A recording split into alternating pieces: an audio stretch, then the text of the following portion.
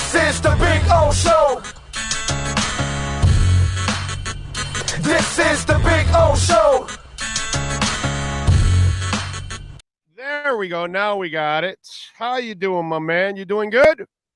Doing well. How are you? I cannot complain, brother. I'm loving life. The Heat almost went up 2-0 last night. Panthers shocking the world again. One up on Toronto after taking out Boston. So, you know, our winter sports weren't looking that good, and all of a sudden now they're looking a little better. I don't know how much of that stuff you watched. I watched a lot. I'm a Knicks fan, so I watched a lot of it. Oh, okay. And was You're not having feeling really good. You're not feeling really good right now, no matter the win or anything, right? I feel oddly about it. There's a part of me that feels like, look, I don't care in the playoffs. Like, I know some people be like, they barely beat him without Jimmy Butler. I don't care. They won. Like, it doesn't matter. It's a playoff game. They won the game. But I will say this. The biggest concern I have is Miami offensively all year long couldn't score. And then against Milwaukee turned into the 80s Lakers. And now, like, all just still just drilling shots left and right. Like, Martin, Vincent, all these guys. You're like, yeah, no, it's fine. But, like, now they're playing really well. I think a lot of it for the Knicks is going to depend upon they need Brunson to play the way he played in the second half of that game and not in the first. And that defensively, he's going to get torched. It doesn't matter. But offensively, he's got to score. In the first half, he couldn't score. In the first game, he couldn't score. And I also, for the Panthers, I've watched a lot of it. I'm a Devils fan. And so I am thrilled. The Panthers knocking out the Bruins. Awesome. Couldn't be any happier. And by the way, all the credit in the world to them. 3-1. Won 2 games on the road in overtime, came back over and over, came back in game 6 over and over. So kudos to a good team. Came back down 1 minute left in the season, down 3-2. They've been a great story, and they're good, and they're well coached. And listen, Toronto, they can beat Toronto. Toronto is a very good team, but Toronto's not Boston. Like, Toronto's good, but the Panthers can score goals against Toronto. I think the part with the Panthers, the difference between the Heat and the Panthers, I'm way more impressed with the Panthers. I think the Panthers were injured all year. Yeah. And then you brought in Maurice, so you changed the entire system and the way you were going to play because you wanted to play more physical style, slower style, to get a more playoff style. Right. And so then you had to adjust. Now everybody got healthy, including Bennett got healthy in the last series. That he came in the second game, I think it was when he was finally healthy. So you got Duclair right before the season ended, and then all of a sudden they started to play better. So it seems like they're a team on the rise at the right time. Whereas the Heat, well, Giannis went out the first 2 games, so that opened the door for you. You took advantage, you split the series, and then when Giannis came back, you beat him twice, so it was over. And then now you're taking on the Knicks, which they're not a great team or anything. You know what I mean? And you beat them already with Jimmy. And last night, you could have won that game without Jimmy and without Tyler, without Oladipo. Strus got injured and all that. And you still could have won that game. And they should have, by the way, reviewed that play because it hit the rim and it was a putback. Yeah, that was weird. I was surprised they didn't review that. I was surprised. It's funny because I follow, for whatever reason, I have a lot of Heat fans on my Twitter feed, and I also, of course, have a lot of Knicks fans. It's funny that both fan bases have complained nonstop about the officiating. Like in Game 1, Knicks fans were like, the Heat are setting these screens, it can't set, and then like last game, it was like, well, the Knicks are getting away with stuff. My answer to that for both fan bases, that one play is the play they got away with. That's I agree. It was a bad call. Go look at all the other calls. They were normal calls. They were calls that everybody deserved to get. That call changed the aspect again right there. To every fan base, I always say the same thing with the NBA. Except the fact that during every game, there's going to be a half dozen calls. Your mind is just blown. Every game. And it's not like there are calls in both of these games, both ways. You're like, what? Why? Like, how is that foul? I mean, there was – but it's one of those things where the NBA, I think, should be the easiest sport to officiate, and somehow I think it's the worst officiated sport in the world. Like, they just can't officiate anything. I mean, There was one play, it was literally the first possession of the game. Julius Randle was dribbling and turned his entire palm and just held the ball for about a second and then started dribbling. No call. Like, I'm a Knicks fan. They don't call that, but they don't call that to nobody. No, I know that. It's just it's crazy. But in any event, no, the NBA it's been wide open in these playoffs. A lot of injuries, a lot of surprises. So heading to Miami for games 3 and 4. We'll see what happens. Yeah. If Jimmy plays, I feel really good. I just think that, not for nothing, but I think they have the edge in the coach. I think Spo runs circles around Tibbs. Tibbs to me is an effort coach.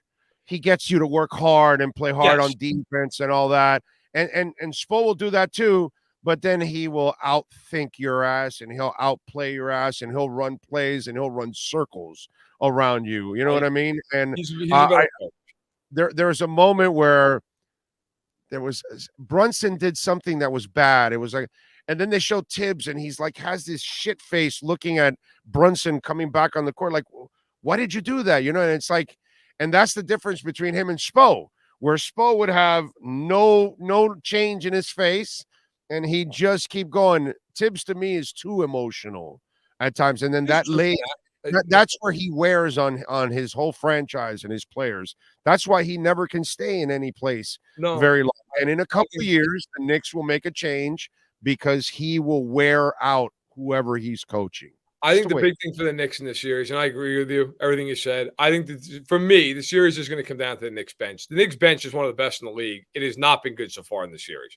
If the Knicks bench can get going, and a lot of that includes hitting 3-pointers from outside, I think they have a pretty good shot to win the series. If they don't, and they can't score off the bench, then they got a problem. That being said, I think it's going to be a 6 or 7 game series. I think it's going to go, long. Look, there's going to be a game for both these teams where one of them can't shoot one night and they score 85 points. Like, it's just, I think if you're Miami, look, you go home, you win these 2 games, you're probably going to win the series. If you split these two, if you're the Knicks, you just say, look, split them and get back to the Garden. And then, hey, look, win one of game 5 and 6 and you got game 7 in your building and you take it from there. But it's going to be interesting. I think it's going to be a long series. By the way, it should be a long series. It should be 6 or 7. But you know what is funny? That they got to stop with this rivalry shit. I know. It hasn't been a rivalry in 20 years. Right. There is no rivalry. You got to show pictures of like with this already, bro. Maybe you can start a rivalry again, but not one Heat player and not one Knicks player is part of anything memorable in a rivalry between these two. You weren't even old enough to remember it. Talking about, bro. It's just, and all they have to do, and all they can show is Zoe and Ewing and all those days, because that's what was actually a rivalry. Yes. There hasn't been a rivalry in decades, dude. With all due respect to everybody in the chat as a Heat fan. As a Knicks fan, I'm 34 years old. I hated the Heat with a passion. At this point, I don't care. But if the Heat win this series, I will root for them to beat the Sixers or the Celtics. Either one of them. I hate those teams infinitely more than I have anything from the Heat. I hated the Heat as a kid, but it hasn't mattered in over 20 years. Yeah. I mean, it's just, it hasn't, these two teams have not had a rivalry in forever, because the Knicks have been awful for 20 years. Right. The Knicks a rivalry with nobody. They need to beat the Heat a couple of series before we start saying, okay, now we got a rivalry. Now you're not beating the Knicks. Now you got to beat them. And then that's when it becomes a rivalry. You know what I mean? But it's just, it's so silly that we try to manufacture this bullshit. By the way, you did see Aaron Rodgers and Sauce hanging out. Although there was moments where I'm thinking Rodgers is just kind of doing this for show. Like, see, I'm Mr. Team Guy and socializing. I just kind of have a hard time, buying it. But what are your thoughts on that? He's everywhere now. He's at every game at the Garden, and it's funny because like I said earlier, I'm also a Devils fan. The Devils are playing the Rangers, so like 2 games he shows up and he's like assumingly there to be a Knicks fan, although he's not a Knicks fan. And then he shows up and he's rooting for the Rangers, and as a Devils fan, I'm like, oh, I hope you go home miserable. And so and the Devils ended up winning the series, which is that's a rivalry. That was beautiful. But in any event, I mean, look, he's there because it's like a little camera time. Now, Randall Cobb is a Jet because, of course, he is. It's just. Does he give Rodgers a commission also, by the way? I mean, it's just one of those things you're like, it all follows a similar pattern, right? Like, He shows up. He's in charge. All these people start like he has his own people that come with him. If I were the Jets, I would have been like, why do we need Randall Cobb? For what reasoning? Why is he here? Like, no, we're not signing him. I mean, you already brought in Lazard, which is fine. He's a good player. Yeah, you have no, Garrett Wilson. Yeah. You have McCole Hardman, who you brought in. I mean, how many guys do you need to play receiver on this team? I mean, Cobb's not exactly running out there playing special. So, like, he's not going to take up a spot there. I don't understand the Jets, but again, they're the Jets. So I don't understand. You know, they still have Corey Davis. They still have Denzel Mims. I mean, how many? Who's playing special teams out of that group? Anybody? They're going to run a bunch of offensive linemen down the field. What are they going to do? And they didn't load up in the draft for O linemen, which tackling the third round. It was I thought that was a mistake on their part because their line wasn't great. And you know, on paper, in theory, you get a guy like this, you're supposed to be a contender, and people will look at it that way. But you just kind of get the feeling with the way things are going that, you know, you're catering to this guy. You're letting him becomes kind of your pseudo GM and shit. It's almost like, okay, this is going to be a disaster almost. You almost get that feeling. And the fact that he's like also leaving year 2 in the wind and you don't really know and all that. So you're really not going in fully committed. You know what I mean? Because physically you should have easily 2 years left in your body, but yeah, you're not even willing to commit more than 1 year. So, you know, it's almost like, well, let me see how things go, and then maybe I'll think about, you know, the following season. There's something about this that just doesn't jive. I don't know what it is. It's weird. Yeah, I don't disagree. It's weird. Can't put my finger on it, but it's just something weird that it just doesn't. I almost feel like when you start giving the keys to the kingdom to, you know, the players, then that's when you start to get in trouble. And I know it worked out with Brady. You know, you go to Tampa and he brought in a couple of his guys and it ended up working out. But that's the guy that's won a shitload of titles already. You know what I'm saying? And by the way, the Tampa defense was already a top 10 defense going in too, on top of that. And Brady brought in Gronkowski, who's a first ballot Hall of Famer. And he brought himself in, who's a first ballot Hall of Famer. Like Aaron Rodgers is not bringing in first ballot Hall of Famers. Aaron Rodgers is bringing in Randall Cobb, who would you like to take a guess the last time Randall Cobb has had 1,000 yards in a season? Oh, Jesus, 10 years ago? The answer would be 2014. 2014. I'm not bad. I was off by 1 year. Pretty close. And it's the only time he's ever had over 1,000 yards. Like, look, Randall Cobb was a good player. Yeah. Randall Cobb has been a hood ornament now for 3 years. Like, I mean, he's 33 years old. How many more years of Randall Cobb do you need? Like, I don't understand what's happening. Like, I don't know why the Jets feel so competitive. He's on your team. What is he going to do? Like, force his way out of town now? I mean, it's crazy. Yep. By the way, I'm reading something. I don't want you to be nervous now, but this has just come up on the wire here. Scientists have watched a planet being eaten by a star for the first time, and it could happen to Earth. Researchers have seen stars just before or after they eat entire planets whole. But a new study marks the first time that scientists have watched it happen.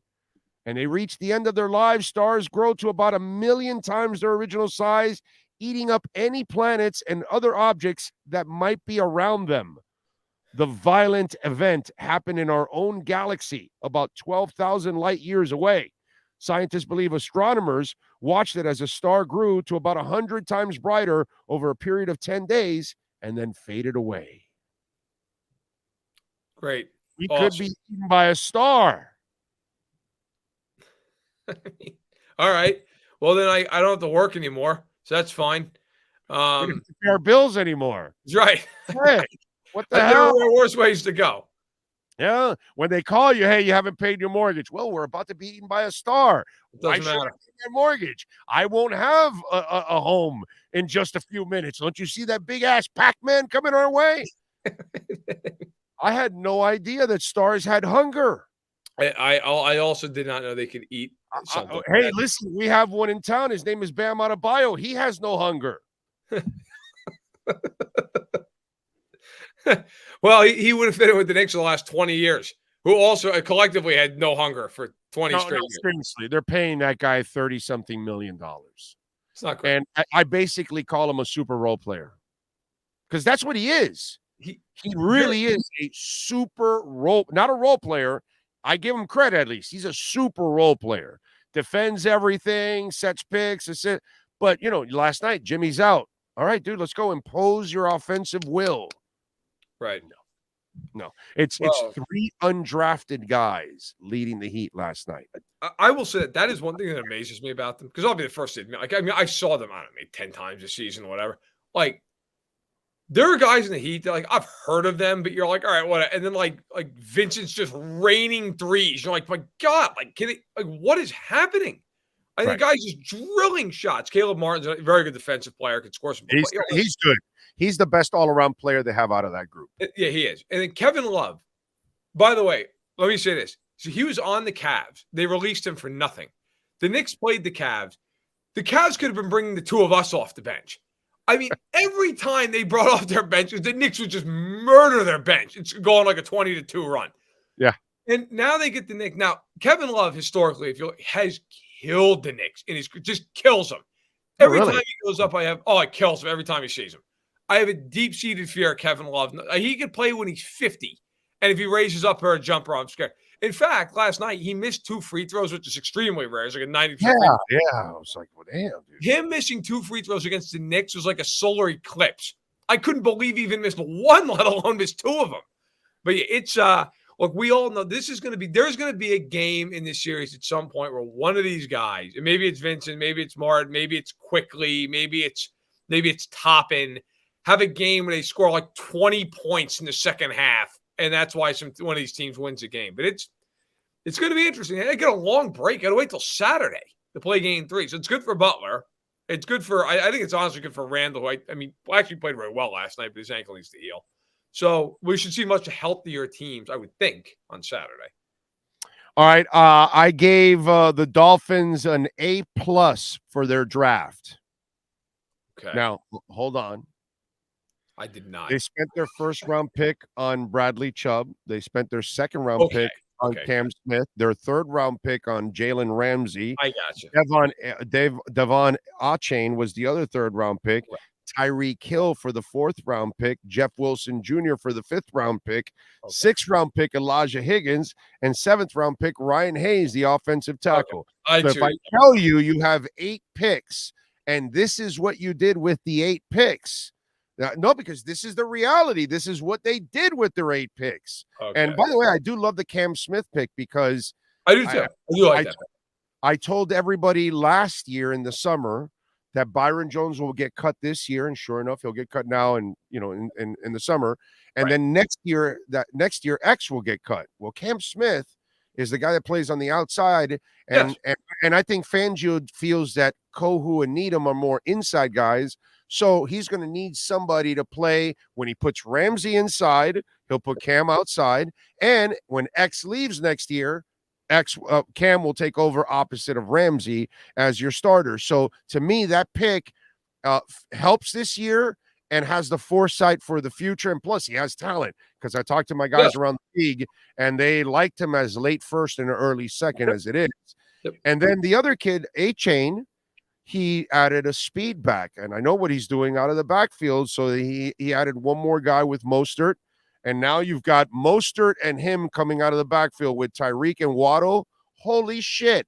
What secondary is going to hang with those 4 guys out in the open field? Nobody. So I see the method behind the madness, but if you take into account what they specifically did with all their picks, what's the grade?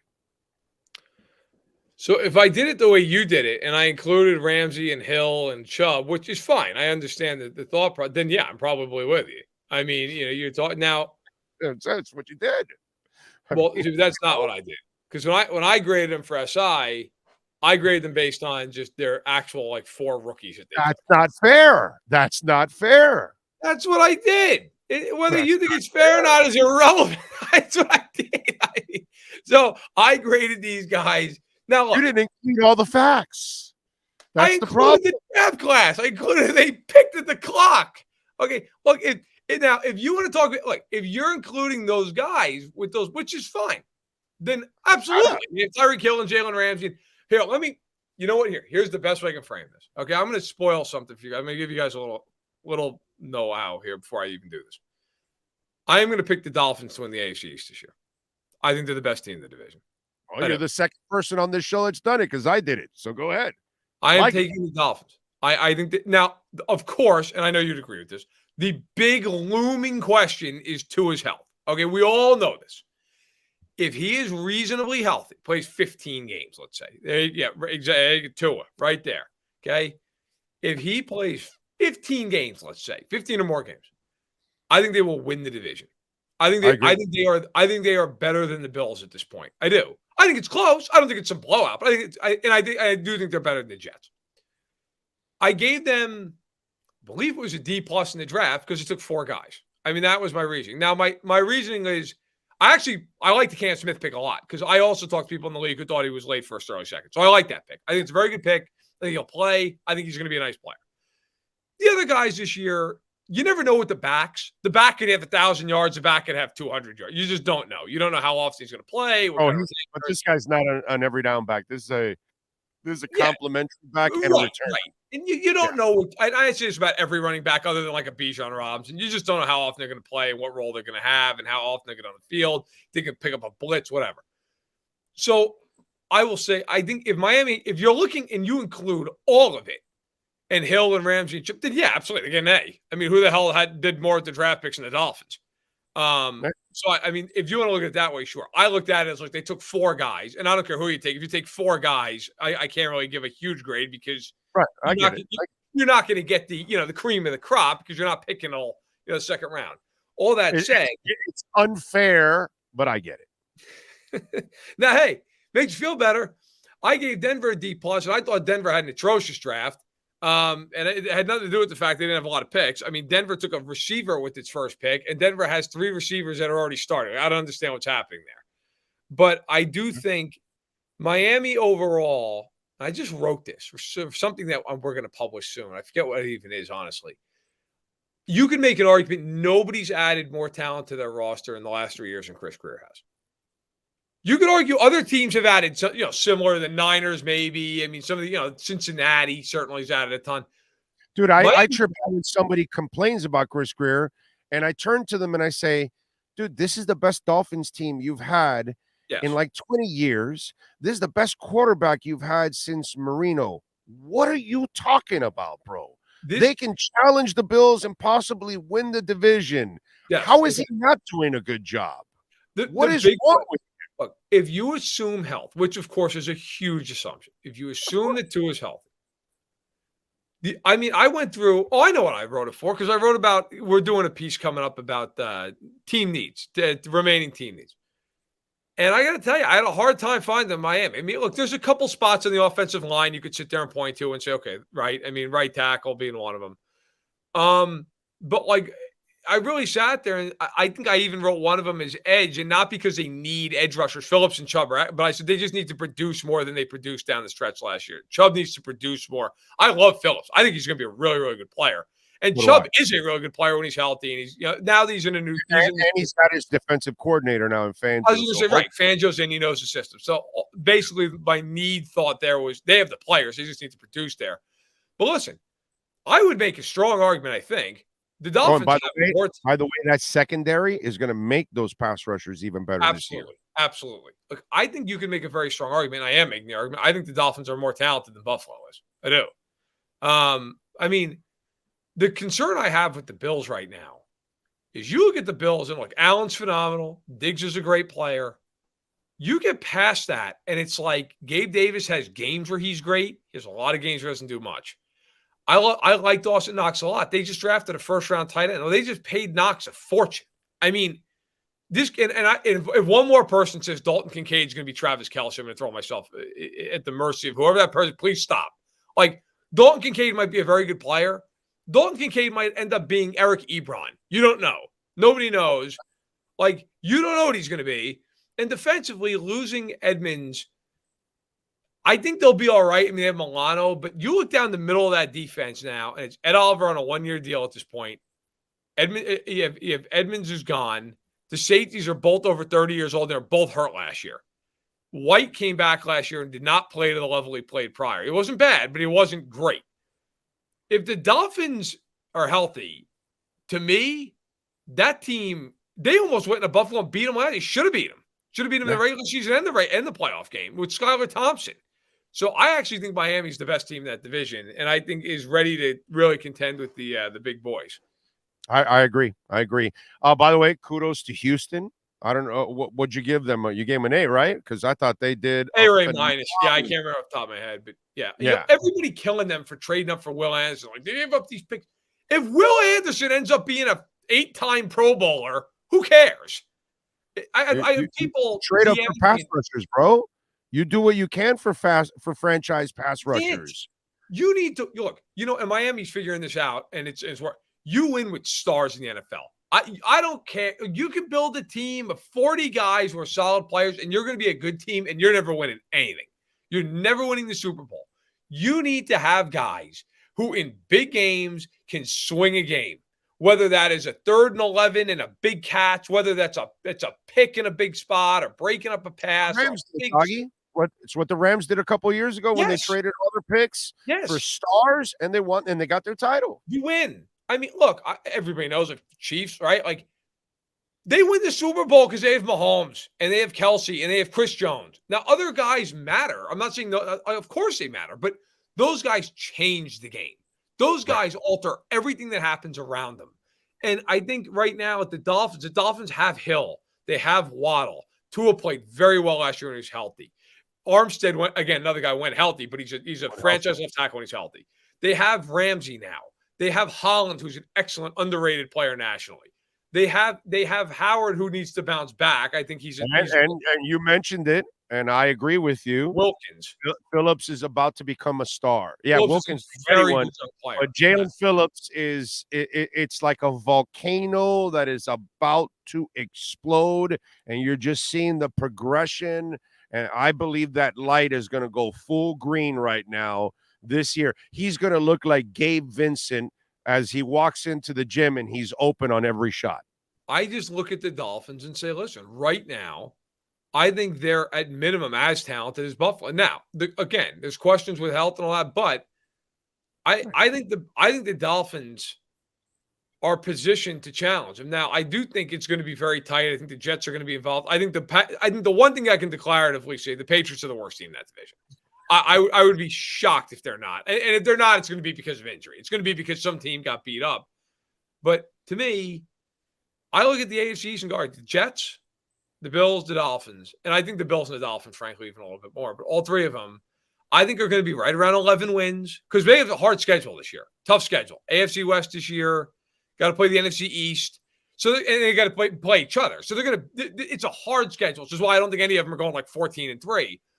But I think it's going to be 11-12 wins, right in that range. And a lot of it's going to come down to those divisional games. Can you steal one on the road? Can you hold serve at home? But I think Miami's in a spot where the last couple of years I thought they'd be a playoff team, maybe a wild card team. I think this year they can actually win the division and really, really be a team that makes a run.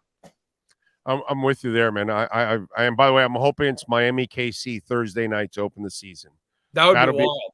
And if the NFL's smart, you know Tua is going to be there for that game. So why schedule it a month or 8 weeks down the line when? True. I hope not. I think he's going to play smart and stay away from the stupid hits. But you just never know, unfortunately, because that's his history. Unfortunately, I would schedule, and plus with everything that Miami's done this offseason and KC, obviously. That would be, I think, the sexiest matchup you can put on week 1 on a Thursday night. My guess is, and I have no inside information on this. My guess is it'll be the Chiefs and the Eagles again. Because you think match? Wow, okay. The Chiefs' home schedule is insane. They play Miami, they play Buffalo, they play Cincinnati, they play Philadelphia. There's a lot of games to pick from. My guess is that that's what they'll do because I think it's also nice to like. It's an interconference matchup. So, I like to see those big games like with Miami and Cincy and Buffalo later in the year when you have like an idea of how big of a game it is for the standings. But to your point, I also understand that. And hell, I'll be honest, if I was Miami, I'd rather play when it's 75 out than when it's 10. You know? Right, yeah, in KC, that's right. Yeah. And Just like when you go to Buffalo every year, you'd always rather play. Like if you're going to play in Buffalo, you'd rather play him in September, right? You'd rather get him out. The last thing you want to do is go up there in friggin' January when it's 2 degrees out, there's a foot of snow. You know, it's just Well, like if you're it's the reverse. They want to come play us in Wait. December. Yes, I was just going to say, like if you're a team visiting them, you absolutely you want to go to Miami when it's Christmas. Okay, like Right. you don't want to go. You don't want to go in September. It's brutal out. There's a reason Miami wore white all those years when Don Shula changed it at the Orange Bowl, right? Like, yeah, because it's really hot. So all that stuff factors in. There was like a year or two where Stephen Ross asked the NFL to schedule the early season games in the afternoon. It was like, yo, what are you doing, bro? That's you got to go 1 o'clock.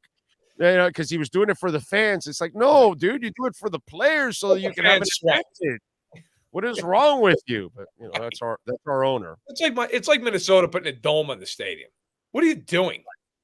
Like, what are you doing? Why would you put a dome on it? Like, just let the place be open and let it be miserable. Who cares? Get your advantage. I've said, those places you should put a dome, but you should only have it for it's domed up until kickoff, and then 15 minutes before kickoff, you then unleash so that way you don't let all the elements in before, and you got to shovel 10 feet of snow out of your damn stadium. That to me makes no sense. Like Buffalo should build a dome, so that way, you know, you don't get all snowed in. You keep the snow out, but then when the game starts, yeah, bro, the elements come in, wind, snow, all that, and then you can deal with whatever happens during the game. And everybody's even level playing field. But yeah, you should use it as strategic. But if you're Minnesota or Buffalo, brother, you want the elements on your side, man. Yeah. Shit. Yes. Hell, you're crazy if you don't. That's part of football. You imagine the Steelers putting a dome on the stadium. Come on. It's who you are. Your team, Kansas City. You don't want to go in December in Kansas City. No. That's going to be terrible to go to December, early January in Kansas City. Yeah. You know what you're facing, a loud-ass stadium, and it's going to be cold as hell. Yeah. And if you're a warm weather team, you're not going to enjoy that. That's just the way it goes. I remember as a kid, and obviously I didn't have a rooting interest really, but I would go to, you know, not MetLife, Giant Stadium, old Giant Stadium. Let me tell you something. You went that game, you knew the wind was going to play a factor at that stadium. Right. Because the wind, I mean, throwing the ball. In fact, in the 86 title game when the Giants played the then Redskins, they won the toss. They took the wind because they said, we don't care. We'll give Washington the ball to start both halves. We want the wind. Washington can score a point the whole game. I mean, so you always want the elements in your favor. Always. I'm with you there. All right, what do you got working Sports Illustrated so folks can check you out? Well, I can piss off every Dolphins fan because my draft grades are up for the AFCs. That's fine, but understand that I actually am picking you to win the division, so don't kill me too much. I have team needs. I worked on it with my coworker Gilberto Manzano. We have that coming out later this week. I have 5 guys who I think might end up being busts in the AFC coming out Friday. And then we got a ton of stuff around the schedule release, a ton. So next week, make sure to bookmark si.com. Keep it locked there. And if you haven't checked it out, it came out last week. It's still up. You can search my name and SI, and it'll come right up. The 1983 draft, I wrote the cover story for us, the daily cover. I was really proud of the way that turned out. It was a lot of fun. There's some great stuff in there about Marino, Elway, of course. Really enjoyed that one. So if you want to check that out, go ahead. Nothing on Jackson Mahomes? No. Okay. Hey, listen, I don't get into the legal stuff. I let the lawyers do that. We have a whole team of people who can write about that stuff. Now today, Patrick's like, man, I'm not going out, bro. I'm going to stay home. I'm just going to stay away from everything and anything out there. I don't want to go anywhere, whatever. Poor guy, bro. Oh, I mean, Jesus. No. Just stay. Like, what? Why? Just. Well, but no, I'm not writing that. I'm not writing anything. Nope. I'm not getting involved. I can imagine the Chiefs families like, yeah, just keep that kid away from our stadium. That's all. Just keep him away from us. That's it. All right. Yeah. Follow him on Twitter at Matt Verderame. Catch his work there at Sports Illustrated and read up on his unfair grade of the Miami Dolphins. That's right. That's right. I don't care how unfair you think it is. Read it and scream at me. I don't care. But read it. All right, Matt. We'll catch up next week, my brother. Appreciate you. Take care, man. You got it. Matt Verderame, baby. Oh, Lordy. Sports Grill, 8 great locations. Make sure you lock it in. Got the new location in Doral. Love that location in Doral, close to my house. Plus, it is delicious food. Get some special grilled wings. You could take home the sauces. It's a beautiful thing. And it's Wednesday. Kids eat free with the purchase of an adult entree. Sportsgrill.com. Check it out on social media. And, hey, man, we got the Panthers and the Heat in action. Great place to catch the games at Sports Grill. 8 locations. Go to sportsgrill.com and check out the nearest one to you.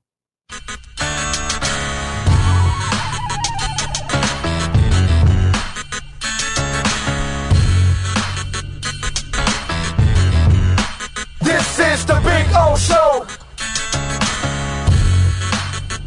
This is the Big O Show.